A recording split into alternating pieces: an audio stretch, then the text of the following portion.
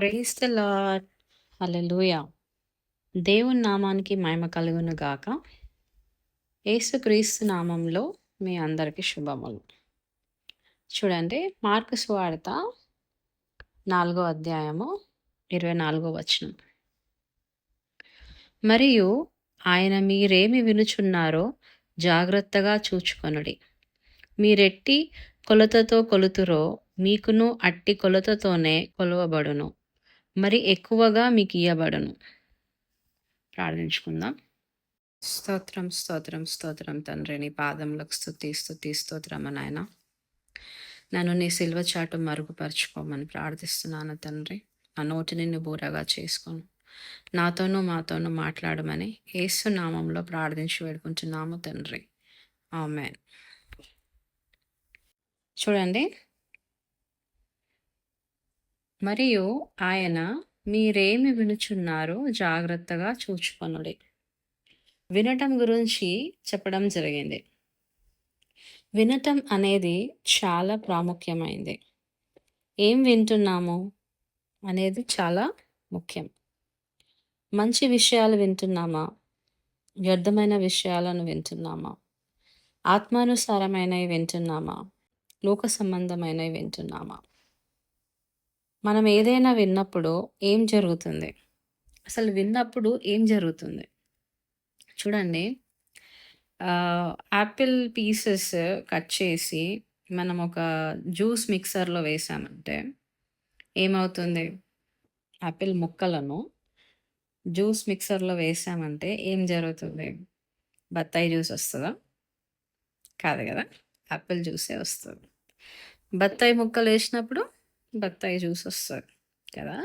అదేవిధంగా మన ఆలోచనలు మనం ఏం వింటున్నామో ఈ యాపిల్ పీసెస్ అనేది మనం ఏం వింటున్నాం అనేది, ఇప్పుడు నువ్వు వాక్యానుసారమైనది విన్నట్లయితే అది నీ యొక్క మైండ్‌లోకెళ్ళి నీకు వాటికి సంబంధించిన ఆలోచనలను, తలంపులను పుట్టిస్తది. అంటే మిక్సర్ జార్‌లో ముక్కలేసినప్పుడు అక్కడంతా మిక్స్ అవుతూ ఉంటది గదా! ప్రాసెసింగ్ అనేది జరుగుతూ ఉంటది. రైట్?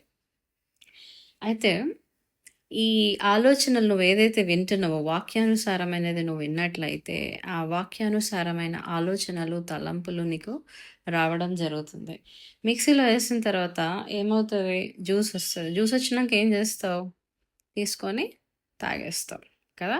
అదేవిధంగా నీకు ఆలోచనలు వచ్చిన తర్వాత, నువ్వు ఆలోచనలకి తగ్గట్టుగా నువ్వు క్రియారూపకంగా చేయడం జరుగుతది. అంటే క్రియల్లో చూపిస్తావు. ఉదాహరణకి నువ్వు ఈరోజు వాక్యంకి సంబంధించిన ప్రార్థనకి ప్రాముఖ్యత గురించి నువ్వు విన్నావు అనుకుందాం. హ్మ్. ప్రార్థన యొక్క ముఖ్యాంశం ఏంటిది? ప్రార్థన ఎట్లా చేయాలా? ఎప్పుడెప్పుడు చేయాలా? దాని ప్రాధాన్యత గురించి నువ్వు విన్నావు అనుకుందాం. అప్పుడు నువ్వు విన్నప్పుడు ఏమవుతది? నీ బ్రెయిన్‌లో అదంతా నీ మైండ్‌లో ప్రాసెస్ అయితది. అంటే నీకొక మంచి ఒక అండర్‌స్టాండింగ్, ఒక ఆలోచన, ఒక తలంపు అనేది పుడతది నీకు. పుట్టినప్పుడు నువ్వేం జేస్తావు? ఉదయాన్నే లేచినప్పుడు నీకనిపిస్తది. నీకు ప్రార్థన యొక్క ప్రాముఖ్యత తెలిసింది గాబట్టి నువ్వు లెవ్వగానే ప్రార్థించడము. హ్మ్. నువ్వు ఆహారం తీసుకునేటప్పుడు ప్రార్థన చేయడము. నువ్వు ఇంట్లో నుంచి బయటికి వెళ్తున్నప్పుడు ప్రార్థన చేయడము. బయట నీ పనంతా ముగించుకొని ఇంటికొచ్చినప్పుడు నువ్వు ప్రార్థన చేయడము. తిరిగి నువ్వు రాత్రి పడుకునే సమయంలో ప్రార్థన చేసి పడుకోవడం అనేది నువ్వు క్రియారూపకంగా చేస్తావు. అంటే నువ్వేదైతే వింటున్నావో అది మాత్రమే ఆలోచనల రూపంగా నీకొచ్చినప్పుడు నువ్వు అదే జేస్తావు. అంటే నువ్వు విన్నదానికి నువ్వేం వింటున్నావో దాని ప్రభావం అనేది నీ జీవితంలో కనిపిస్తుంది.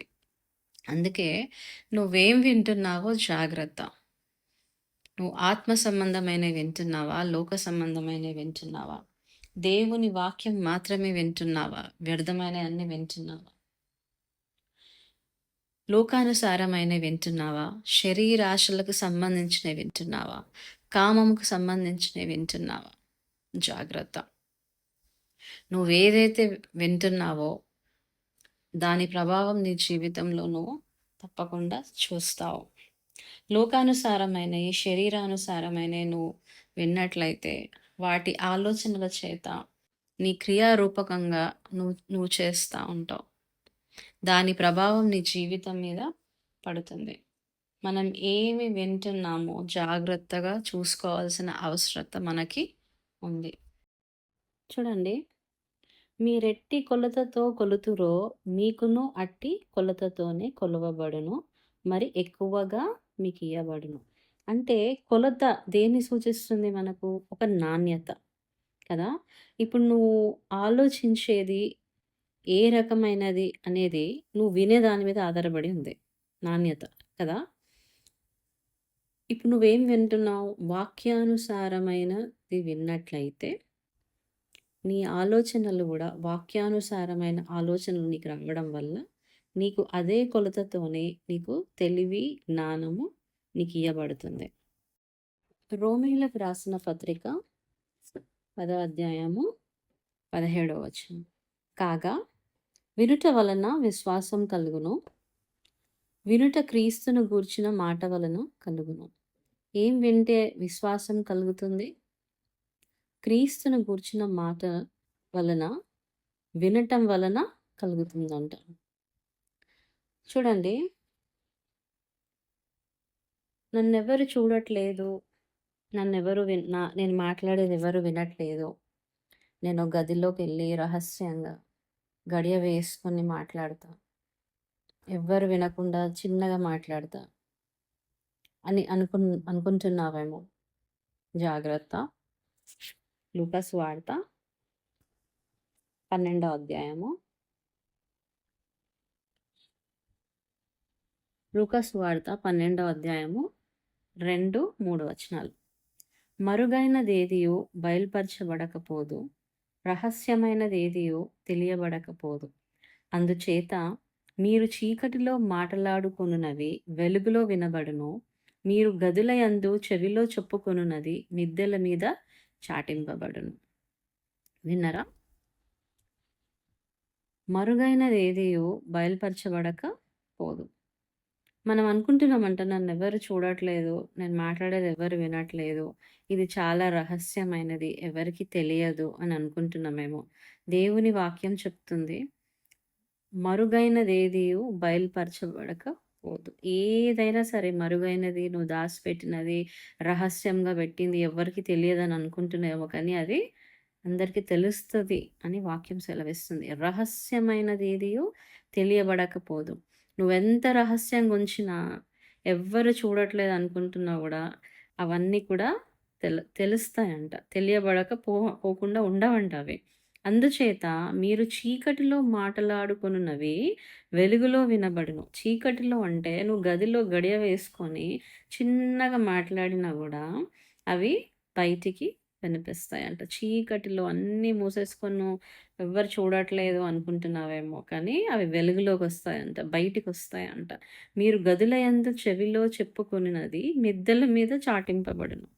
నువ్వు చిన్నగా చెప్పుకున్నా, చెవిలో చెప్పుకున్నా, ఫోన్‌లో చెప్పుకున్నా, ఏది చేసినా గూడా అవన్నీ చాటింపబడతాయంట. ఎక్కడ? మిద్దెల మీద.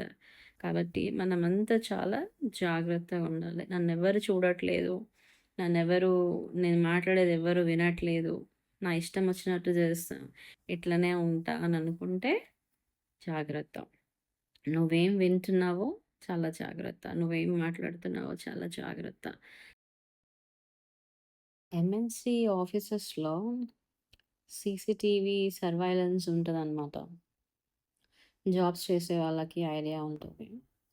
అవి ఎందుకు పెడతారంటే, వీళ్ళు కరెక్ట్ టైంకి వర్క్ చేస్తున్నారా? లేకపోతే పక్కోళ్ళతోని ముచ్చట్లు పెడుతున్నారా? లేకపోతే వర్క్ చేసే టైంలో బయటికెళ్తున్నారా? ఏం చేస్తున్నారో చూడాలి అని చెప్పి వాళ్ళవి పెట్టడం జరుగుతుంది.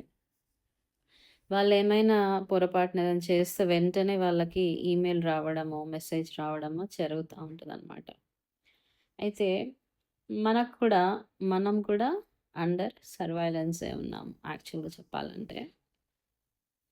ఎట్లా? మనకెక్కడున్నాయి సీసీటీవీ కెమెరాస్, మనల్ని ఎవరు జూస్తున్నారు?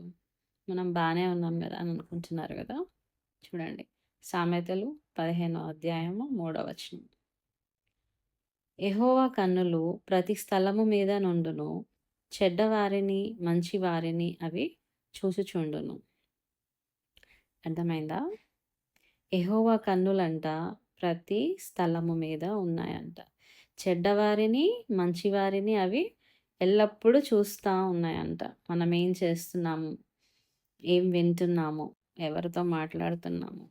దేవునికి ఆయాసకరమైన ఏమైనా చేస్తున్నామా? మంచి కార్యాలు చేస్తున్నామా? దేవుని చిత్తానుసారంగా జీవిస్తున్నామా? ఆయనను బాధపెట్టే క్రియలు ఏమైనా చేస్తున్నామా? ప్రతిదీ అండర్ సర్వైలెన్స్. ఒకరోజు మనం ఆయనకి అన్ని లెక్క చెప్పాలి. కాబట్టి జాగ్రత్త కలిగి జీవిస్తాము. ఒక క్షణం పరీక్షించుకుందామా? మనం ఏమి వింటున్నాము?